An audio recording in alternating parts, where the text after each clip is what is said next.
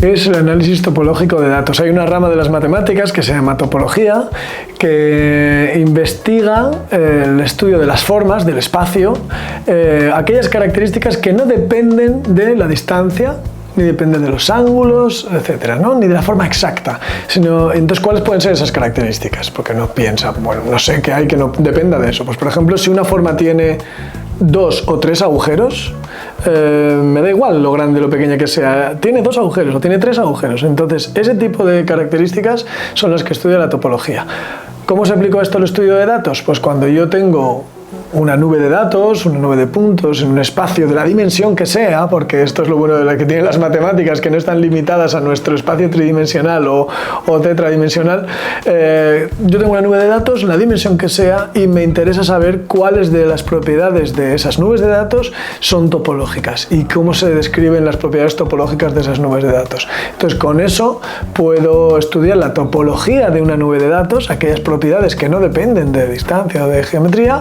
Y si yo tengo nubes distintas de datos, por ejemplo, viniendo de un mismo experimento, puedo clasificarlas de acuerdo a ese tipo de características. Entonces puedo decir, por ejemplo, estoy corriendo un experimento y tengo datos de cerebros. Y unos datos son de cerebros a los que no he aplicado un tratamiento y otros a los que sí. Cambia la topología cuando están haciendo un proceso según hayan tenido ese medicamento, según no lo hayan tenido. Ese tipo de cosas, ese tipo de clasificaciones en cualquier ámbito de datos es lo que nos interesa en análisis topológico. Wow, un ejemplo concreto, un ejemplo de éxito. Pues mira, uno de los ejemplos que a mí me ha llamado bastante la atención últimamente es un estudio de patrones de voto en elecciones en Estados Unidos, donde se veía cómo los vecindarios, que es algo que de nuevo no depende de la distancia, sino solo del contacto, de cómo es el contacto entre regiones, entre condados, cómo podemos identificar patrones y evolución de voto en distintas épocas o en una línea temporal en Estados Unidos. Entonces esa interpretación me gustó, ese ejemplo me gustó porque permitió detectar algunas, digamos, islas de voto en un sentido que eran permanentes en el tiempo y que podían darnos alguna idea de por qué se estaban produciendo esas islas de voto.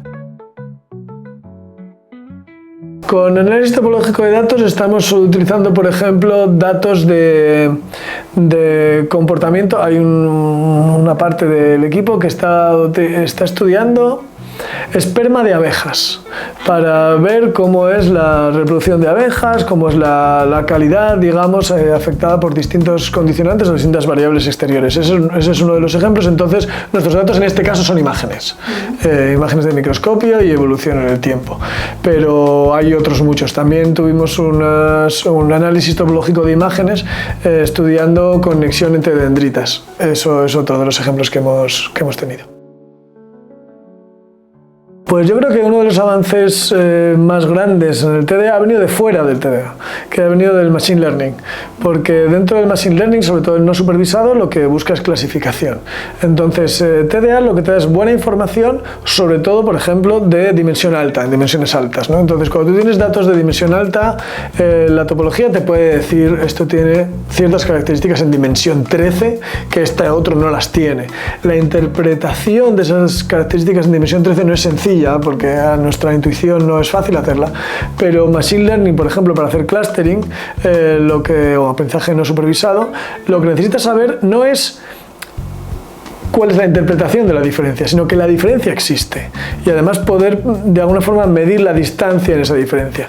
Eso, que es muy útil, porque ahora tenemos algoritmos de Machine Learning que pueden hacer esto, podemos alimentarlos con datos que vienen de la topología algebraica, y eso hace que los algoritmos recientes hayan dado un nuevo impulso a la topología algebraica reciente. Para mí ese es uno de los hitos en la topología, en el análisis topológico de datos en los últimos 10 años. ¿Hacia dónde va a ir? ir muy probablemente a ser capaces de interactuar con grupos de diversas disciplinas y ver que esta nueva herramienta, por decirlo así, no es tan nueva, pero asociada a Machine Learning sí lo es, que esta nueva herramienta es capaz de detectar diferencias. Una es, por ejemplo, la interpretabilidad de algoritmos de inteligencia artificial. ¿Qué es lo que ocurre dentro de una red neuronal cuando esa red neuronal está funcionando? Pues probablemente el análisis topológico de datos va a ser una herramienta que nos pueda decir algo. Bueno, no es una transición como tal, sino que es una incorporación, ¿no?, de esta labor de comunicación en la que tenía y sigo teniendo, que son las aulas y los papers y el ordenador, ¿no?, las matemáticas. Bueno, pues yo siempre he tenido como una pulsión, digamos, por contar cosas. Hace muchísimos años que era narrador de cuentos, para adultos sobre todo, pero como espectáculo en bares, teatros y así, ¿no? Entonces tuve la oportunidad de unir ambos mundos, el mundo de las matemáticas y el mundo de la narración oral, a través de los monólogos científicos. Se me invitó a participar en un concurso de monólogos científicos, me fue muy bien ahí, y ahí vi que era algo que había mucha gente que le podía interesar, ¿no? Y me parece que está bien el hecho de a la población general, digamos, quitarle drama sobre las matemáticas, sobre la ciencia y todo esto, y que puedan acercarse y de alguna forma sentir que no están expulsados de este mundo, sino que también es para ellos, para ellas, y pueden estar incorporados ahí.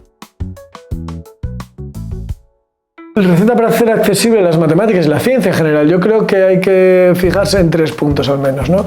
Uno es el contenido, estudiarlo bien, tienes que saber de lo que hablas para no solamente tener amplios conocimientos, sino tener un conocimiento que es capaz de ser movilizado de alguna forma, que lo conoces de una forma, de manera que puede ser movilizado. El segundo pilar es conocer al público. Si uno no sabe lo que le interesa a las otras personas, a qué tiene miedo a las otras personas, cuál es la vida de las otras personas, es muy difícil poder establecer un diálogo. Entonces, una de las claves es el interés por quien está enfrente. Y la tercera es una cierta formación en técnicas de comunicación, porque si uno va a comunicar es mejor saber comunicar, ¿no? Y esto está estudiadísimo, tenemos una experiencia enorme en distintos ámbitos del conocimiento y del arte también. Entonces, tener una intención al menos de conocer cada uno de esos 3 aspectos, el contenido, el público y la forma de comunicar uno y otro, creo que eso es clave. Yo creo que es bueno que la comunidad científica y las instituciones donde se hace ciencia se involucren en la comunicación científica. ¿Eso quiere decir que todos y cada uno de los y las investigadores que están trabajando ha de hacerlo? No creo que sea el caso. Es posible que haya algunas personas que se dediquen más a esto, otras que se dediquen menos, pero creo que así como las instituciones, por ejemplo las universidades, tienen claro que su misión es la docencia, la investigación y la transferencia a la sociedad, creo que deben tener claro que uno de sus papeles como institución es la comunicación y destinar recursos, personal y tiempo y formación a que eso se haga. Entonces, no sé si todas y cada una de las personas que hacen investigación deben ser además comunicadores de la investigación, pero creo que sí las instituciones que hacen investigación deben ser comunicadores de la investigación. Sí, creo que ambas cosas. Yo creo que la divulgación científica contribuye a que la cultura científica forme parte de la cultura sin apellidos. Digamos que a mí me parece que, por decirlo de una forma gráfica, el teorema de Pitágoras está en patrimonio de la humanidad como el Partenón, porque ambos nos dice cómo está siendo nuestro paso por la Tierra, ¿no? El paso como colectivo, como humanidad. Entonces, eso es lo que llamamos cultura. Y la cultura científica forma parte de eso. Entonces, la divulgación científica y la popularización de la ciencia son una invitación a una vivencia más plena de nuestro paso por el mundo, porque podemos disfrutar de más cosas si conocemos más cosas.